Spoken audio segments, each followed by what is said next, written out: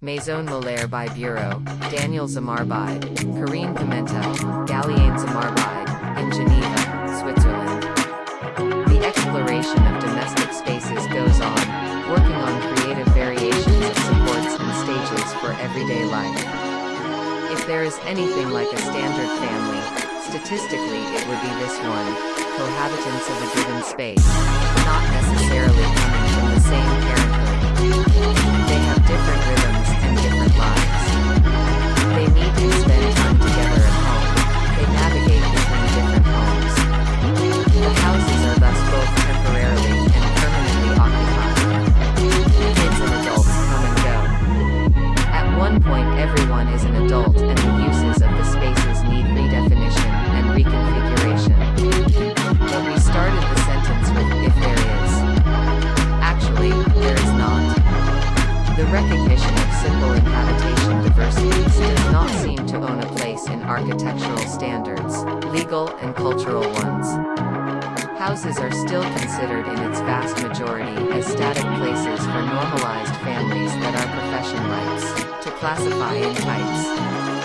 The thousands of apartments that are thought and built under official norms and regulations follow a very determined image of the family. Is this image programmatic? As everyone knows and experiences, life is quite bumpy or even unpredictable at times. How do homes and houses absorb these expected movements of life? What architect Mary Otis Stevens described as the flux of human life is just our very natural way of being, of grouping and ungrouping temporarily or permanently. Does the elasticity of the inhabitants of a group find spatial responses in our homes?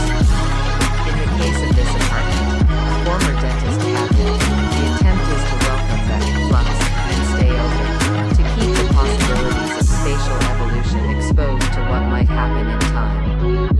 The existing base helps. The small building was designed for a mixed use of modest artist studios and commercial and living spaces in the early 1980s. The space is structurally free, letting the light in through two transversal skylights, perpendicular to the important north-oriented openings. The very idea of openness translates into a physical experience as not much is walled.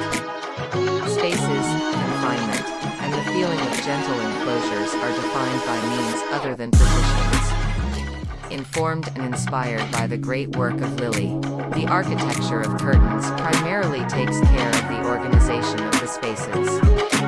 Curtains and glazed surfaces arrange the possibilities of perceiving and impeding, opening, closing, and other in-between situations. The full house becomes a sort of perceptive shifting machine as textiles, furniture, and light unfold